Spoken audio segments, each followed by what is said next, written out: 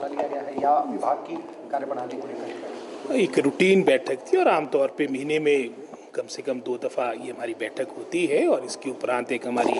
जो हमारे deputy directors हैं भिन्न भिन्न ज़िलों में नियुक्त है उनकी भी एक अलग से मीटिंग होती है और उसमें ओवरऑल अपने डिपार्टमेंट का रिव्यू, एक धरातल की क्या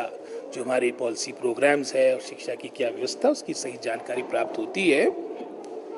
और मुख्यतः क्योंकि आप जानते हैं कि 18 के बाद हमारा विधानसभा का सेशन भी प्रारंभ हो रहा है, तो सभी बातों को लेकर जो शिक्षा विभाग ने इन 2-2.5 वर्षों में जो मैं समझता हूँ सुधार किए, जो एक अच्छा परफॉर्मेंस रहा, इन सभी बातों को लेकर हम हर तरह से तैयार रहे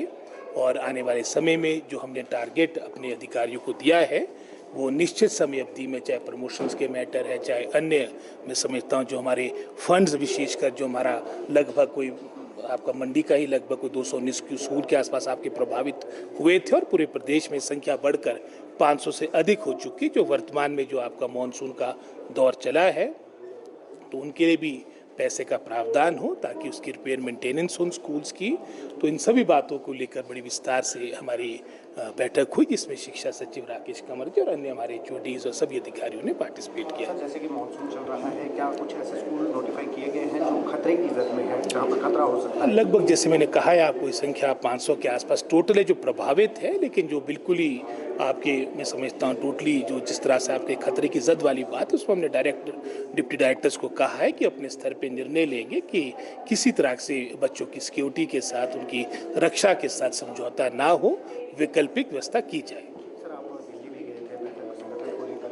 से संबंधित अभी बैठक हुई और जहाँ तक तो दिल्ली की बैठक थी और उसके बारे में मैंने पहले भी बात रख दी है,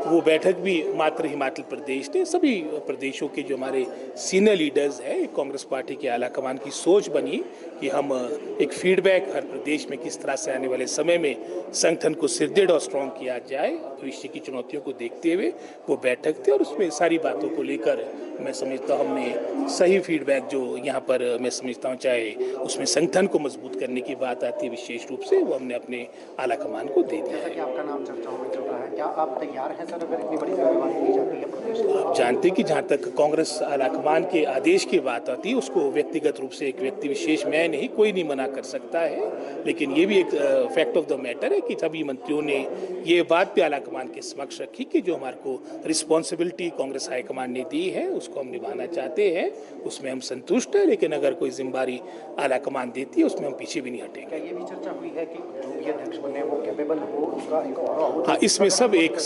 एक मत थे कि जो भी पार्टी को लीड करे, जो पार्टी का अध्यक्ष बने, वो मैं समझता हूँ कद्दावर नेता हो और मैं समझता हूँ जिसकी पहचान पूरे प्रदेश में हो, जो पूरी पार्टी को एक होकर आगे लेकर चले ताकि आने वाले समय में जो हमने चैलेंजेस फेस करने हैं, जैसे उदाहरण के तौर पे भी पंचायत के इलेक्शन है, हमारे अर्बन लोकल बॉडीज़ के इलेक्शन है और इमीडिएटली उसके 1-1.5 वर्ष के बाद हमने विधानसभा 27 के इलेक्शन में जाना है, तो निश्चित रूप में हमारे को एक मजबूत अध्यक्ष की आज के समय में आवश्यकता है। खामियाजा लगता है आपको 9 महीने से संगठन निराश है, उनको एकजुट करना दोबारा से?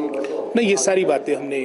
कांग्रेस आला कमान को इन बातों को लेकर अवगत करा दिया है और निश्चित रूप में इससे नुकसान तो होता ही है। धन्यवाद।